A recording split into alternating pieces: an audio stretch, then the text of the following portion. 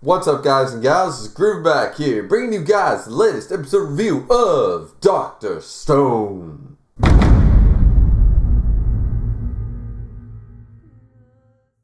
Damn, I'm actually finally going to be on time now. Generally speaking, as I said in the last episode review, which came out on Friday, this review is probably going to be posted either Saturday or Sunday with the hurricane showing up and stuff like that. So I'm doing this one right now, so a couple of days, whatever. But it's semi on time, right? So that being said, this episode, I like the last episode, but this episode, the score, we see the Kingdom of Might, like in its full glory, so to speak. We see where Gen's loyalties lie. We see the whole, all about the grand bout and all this stuff. Like, we're really learning, like, Dr. Stone is not really a anime or a manga series that does a whole lot of character development. I shouldn't say that. It does character development, but that's not the main focus. It's not all about the characters and their backstories and how, they're going to evolve in this state. It's all about the kingdom of science and working together to get people on their side to fight Tsukasa's empire. That's the idea, right? So, sure, you can have your backstories and stuff, but Kohaku now isn't going to change by the end of Season 1. Chrome is not really going to change by the end of Season 1. Like, once they discover science, it's like, okay, they discovered science. They're still their character. These are fully established characters that we start to learn more about. But character development-wise, they're already fleshed out, developed characters. I don't know if that's coming across arrogant or if that's coming across correctly. But I hope you guys know what I mean by that, because here is a rare moment where we do see some actual growth or character choice, character development in Gen. Because in this episode, at the very beginning, right, like, they're discussing, like, what are we going to do about Gen? What are we going to do? Like, can we trust him? Can we not? I said this in the last episode review. Can they truly trust Gen? He's a superficial man. He's self-proclaimed to be that. And, like, in all honesty, it's the truth, right? And we also get a quick flashback. We get a couple of flashbacks. We get one about Senku learning all about the Edison bulb sort of thing, and the first biography he ever read was Edison sort of idea. And I always like little chibi, 9-year-old Senku. That's always cute. And then we get Gen with his flashback, knowing exactly who Tsukasa was, and we see when he first woke up, they go to Senku's original hut. Tsukasa basically explains the situation and says, Gen, you are going to do this for me.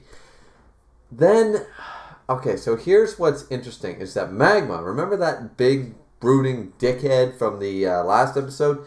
He shows up, who was on the bridge, and, like, they called down the anger of the heavens. I'm going to kill them all with my spear. He shows up and beats the ever-loving shit about Gen. And I'm surprised that, like, he didn't walk that far away, okay? That generator, that hut, they're pretty close. Like, you're telling me, like, Chrome literally just yelled at Gen and stuff, and you're telling me that they can't hear them? Remember, there's no doors, there's no windows. Like, they would have heard the boom, boom, boom. I mean, I don't know. I mean, they do hear it, but a little, too late. Not that it really matters, because at the end of the day, Gen gets stabbed. Of course, he had blood bags and stuff like that. Like, he was always prepared for this kind of stuff. He was a mentalist at its finest. And then that's when, so they take Gen in, and he still beat the ever-loving shit out of, right? So they take him into the hut, and they're trying to patch him up and stuff like that, and that's when Suri-chan, she goes, and she's like, okay, I'm going to go investigate. Great detective Suiku. So she goes, and she tries to figure out who killed, and of course we already know, and honestly, I thought this would go a little different. Yeah, yes, I read the manga, but trying to get these episode reviews out, I haven't read these chapters before watching the last two episodes. So that's why I haven't really made a manga comparison in the last review or this one, because I didn't really read the chapters before watching the episode, and I haven't read them after either. So if there are any differences, they're probably slight, because this seems like the way it went. But suffice to say, so they figure it out, it's Magma, and he's a big brooding dickhead, as I already said. And then we get Kohaku explaining about the grand bout, about Ruri, about all that stuff, right? And I'm surprised. I'm a little bit surprised. Now, once again, these are my feelings from the manga, of course. But I'm surprised if someone like Senku or Chrome isn't devising a way, or Senku devising a way for Chrome to fight with the power of science in this bout. Some way for him to fight and win the tournament. Still could happen, but I'm sitting back like, that seems like a Senku thing to do, because really, Kohaku's stronger than Magma, but we can assume from the way they've talked is that, and they do enlist the help of Kinro and Ginro, right? Once again, they enlist their help, saying, all I want to do is save my sister, sort of idea. And they're like, all right, let's do this. So Kohaku's training them, because Kohaku beat, of course, Magma the first time, because he's an evil dictator. And yeah, I'm sitting back and I'm looking at this and I'm going, do they really have a chance? And I'm like, no, Senku's got to pull out some science-y shit to win this fight against Magma, because Kohaku apparently is going to participate as well, but for some reason I feel like this is going to go wrong. So yeah, I'm weary about how the grand bout is going to go down, right? Now, Gen has been recovering, of course, and they're trying to take care of Gen. This is where we get something really interesting. Is we see them silently talking, like Gen, who's recovering, silently talking. We see Senku listen to him, then silently talk. Then we see Gen ran away the next morning, running to Tsukasa. And as I said in the last episode review, I'm like, we got to tip the balance of power. You got to tip the scales. He does find Tsukasa and stuff, and he's like, listen, I have a report. I found a village, and I got beaten up pretty bad. But about Senku, and then that's when we see Senku and everyone talk about what happened. We see Senku flash back to that silent moment. And this is what I'm talking about, character development here, because he said, listen, if he didn't have a millimeter of interest in science, he wouldn't have stayed as long as he did. He would not have done what he did. He wouldn't be... The moment I created electricity and utilized it, that's when I was like, he was sold on me. He was sold on my ideas and my way of doing things. Because then we see what he said. He just asked him, because remember the first thing he said after eating the ramen and stuff at the beginning of the last episode was, would go down great with a bottle of cola. And that's when he said, can you make it even in this stone world? Because remember, he keeps saying, in this stone world, he created electricity. That's insane again. So that's when he asked him, he said, can you make it, Senku? Can you make me a bottle of cola? Senku sits down and says, yeah, I can. And it's like, you know what? Like that was a nice, like, it's a tender moment. That's the word I want to use. That's a tender, not Tinder, guys. Get your minds off, your crotch and what it wants. A tender moment. A very tender moment. Because this is exactly, and even Gen realizes, he sits back after lying to Tsukasa and lying to everyone. We see that he lied through his teeth, and he wanders off, and he sits back against a tree, and he goes, a lot of damn work for just a single bottle of cola.